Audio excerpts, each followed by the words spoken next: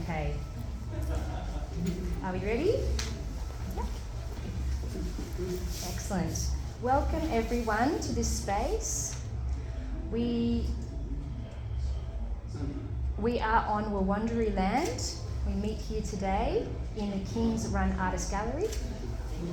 Thank you all for coming here tonight and supporting me and my deaf story. So this show is about my personal experience as a deaf person, and I'll be talking about the different perspectives of how it feels when people say, oh, I'll tell you later, I'll tell you later. So I'm going to be showing you different elements of that experience. It's a very short performance, and you can ask what it's about afterwards. And all right, I think we're ready to start the performance.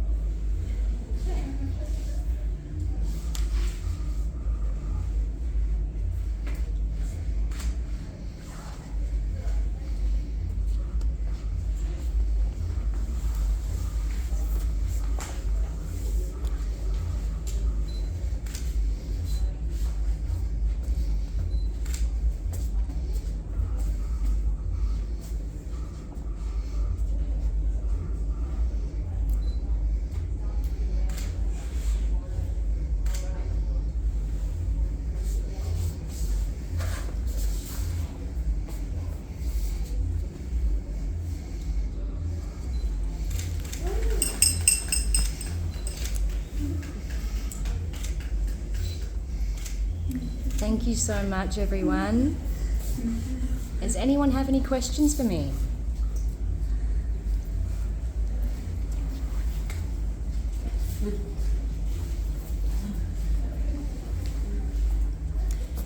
So I'm just wondering, what made you decide to do this project, and what are these objects about? Great question, thank you. And I mean, you're welcome to stay up here if you want. Oh no, that's fine. Great question. So these balls represent different aspects of myself. They're my voice because I can't hear. So it sometimes feels like I can be a bit invisible. For example, when I'm in a family dinner conversation, I miss a lot. It's very oriented around hearing culture, and as a deaf person, I feel very stuck. I can't communicate, I can't be involved, I can't just jump into the conversation, and everyone will always say, oh, I'll tell you later, I'll tell you later.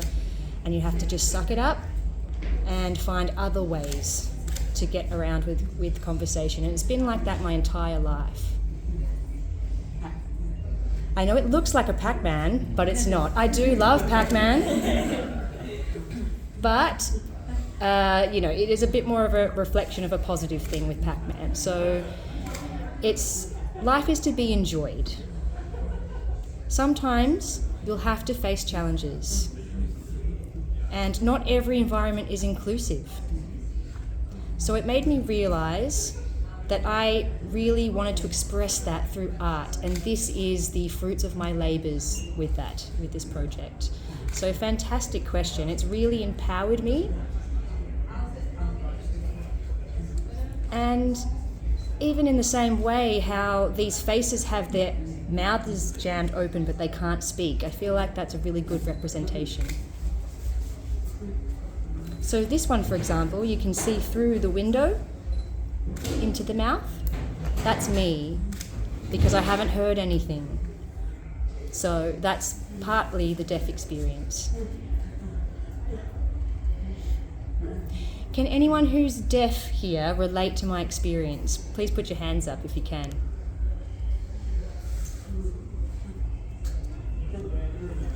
So I believe that I can have a voice through art, and I can express my art in visual ways and through performance and movement. Things that you can tangibly touch. Every part of this has a story that you can read, and it's a special sense of the story that's special to me.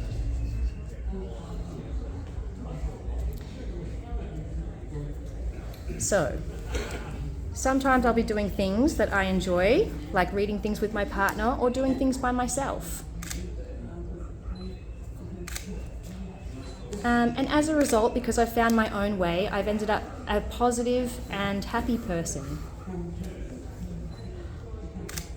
So I hope that this experience brings you a similar feeling. Thank you. Does anyone else have a question they'd like to ask?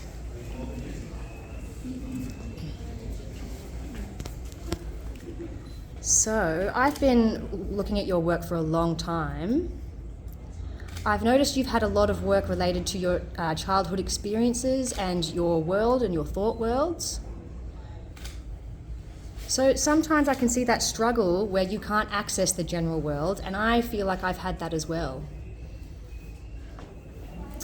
And sometimes I don't feel like I, belong in any sort of area, so you have to just go along and do your own thing. So that was a good question. What's going on the inside with me does express itself in my art. And I've tried to use it in a visual way to express that through objects and shapes. And again, it's not really Pac-Man, but I know it's reminiscent of Pac-Man, but games itself give me a lot of pleasure and fun. So that's an outlet for me. And that's also how I can express my emotions. So 20 years ago, I was a very fearful person. And I'd never let myself, express my true self. And sometimes, when you're younger or you're a child, you think, I don't know enough, or I'm a bit of an idiot. And then as I grew older, my mind started opening and I started seeing more things.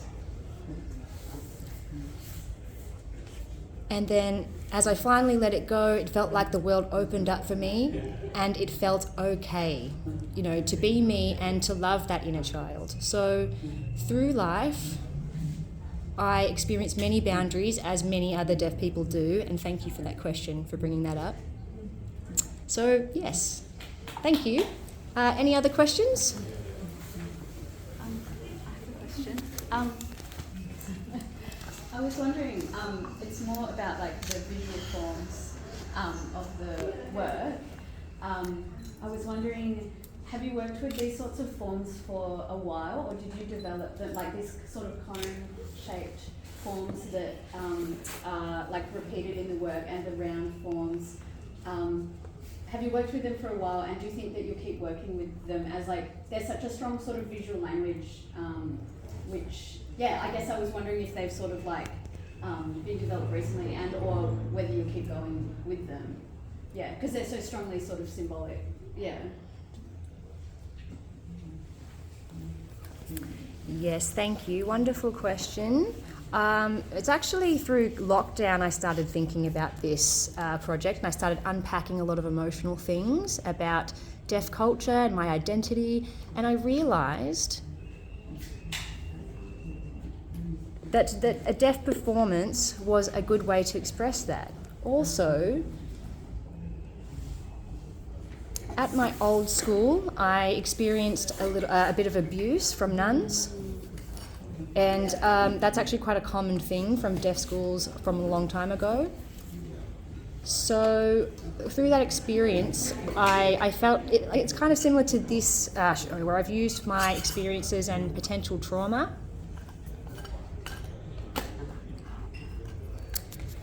There was, just for example, my old show was with the nuns telling me to not speak.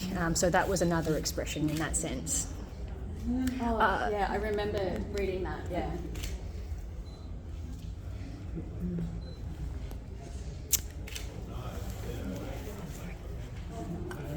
Yeah, so about 4 years is the whole process. And also my good friend Claire is here. Sorry to embarrass you, Claire. She is one of the artists that have really heavily encouraged me to undertake this project. And we also studied at uni together and have done a project together. So even through that experience, that's helped me really open up and unpack some of my experiences too. So thank you, Claire. Does anyone else have any questions? Whoops.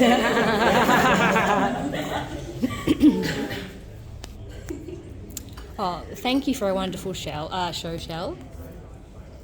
I've noticed as I'm looking around, it's not only things, it's also the element of your movement, and I'm starting to understand all the elements once I've seen the performance. And sometimes I've seen things and I thought, I've missed that, but now I've seen it all together and I get it. And I had the same experience. I grew up in a hearing family, no one's telling me anything. I couldn't really, conceptualize things, so I had to imagine things or what they were talking about. I had to make it up because I didn't know what they were saying. So I think they're talking about this, this, and this, but I'm not sure. So it's just interesting to see your movements in that context within your art. So was I correct with that interpretation? Perfect, spot on. And that's right, yes. Movement is a part of art, and same as the video. When I was very lucky to be able to record that in a different space. That was at Temperance Hall. And that was just my own night by myself. I hired the hall and I set everything up and did the motion performance with special lighting. And it felt a bit weird being on my own, honestly, but it was a part of telling my story. So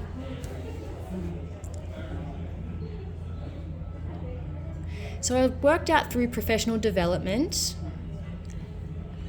what kind of perspectives I wanted to show with this, and the big one is about being told I'll tell you later, and I felt that I could connect that feeling to movement.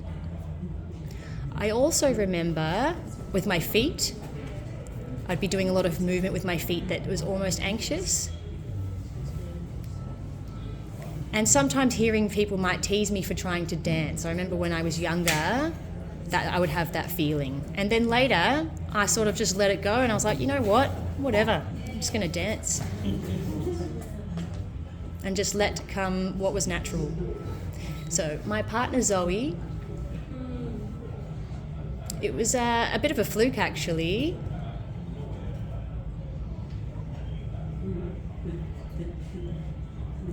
She's the one who encouraged that and told me that the movement looked great. So yeah, it was a bit of a strange experience, but it's ended well. And that's how I feel like I've included myself in the space.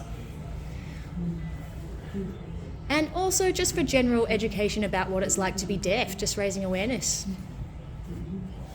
Anyone else?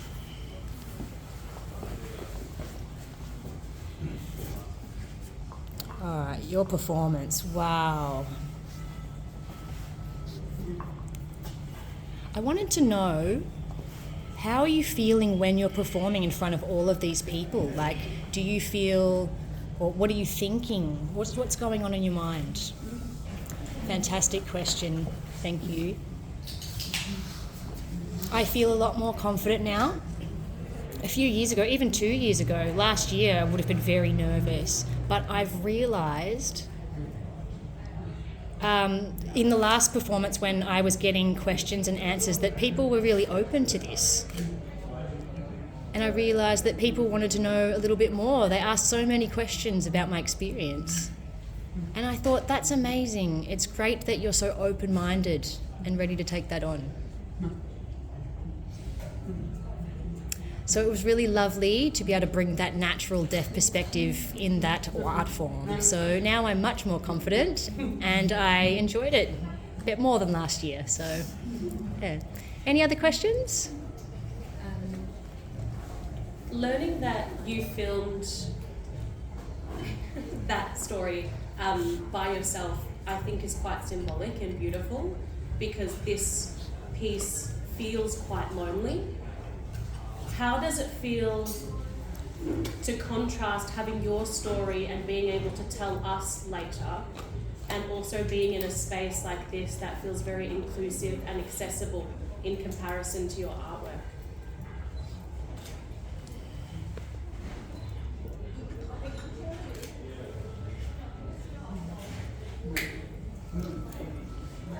Beautiful interpretation.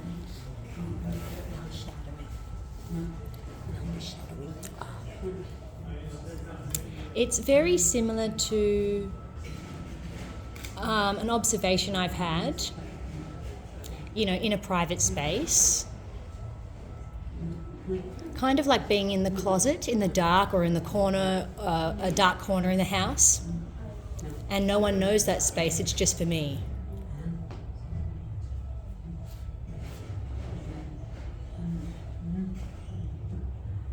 And it's like I've brought my art out of this safe space into this space. And just the culmination of the whole project, it's been lovely, the whole thing's come together. And it's been successful. Any more questions? Yeah? That made me think a lot, especially with family, and maybe how they may have neglected you in the sense that they're telling you, I'll tell you later. Was some of that part of the... My family would often do that and say that, I'll tell you later. They were very closed-minded and they didn't really realise the impact that would have on me. And they would just say it over and over, that's not important, I'll tell you later. And when you're younger, it's a very different experience. Just for example, when my second cousin was born, 16 or 17 years ago, they didn't tell me that the baby was born. And they were like, oh, sorry about that, not important.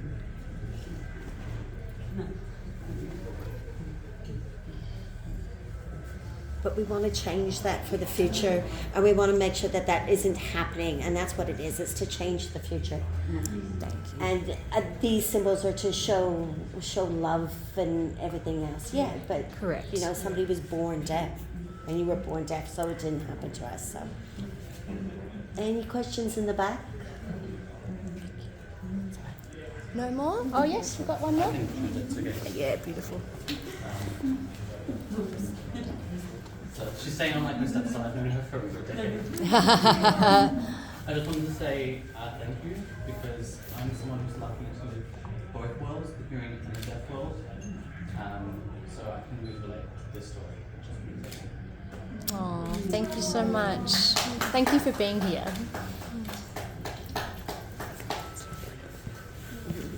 Oh, that's beautiful. I'm really proud of you, and thank you for coming here. I was almost like his stepmom for a while there when I was with his mum a few years ago. So I held some really special memories of that time. And I'm just really glad that you're here. It's really lovely to catch up with you. And I wonder if you still play games or not. I've always had that love in my heart for games, so I hope you still do too. That makes me so happy. I hope you do forever. I'm planning to still be playing games when I'm an old lady. Yeah, I still have my Nintendo DS and everything. Oh, well, it's pretty old. You'll have to get a new one. Anyway, so that's my story of my life, for that part of my life. All right, so if you're finished with questions, you're welcome to have a chat, have a drink, have a relax, enjoy. Thank you so much for coming, everyone.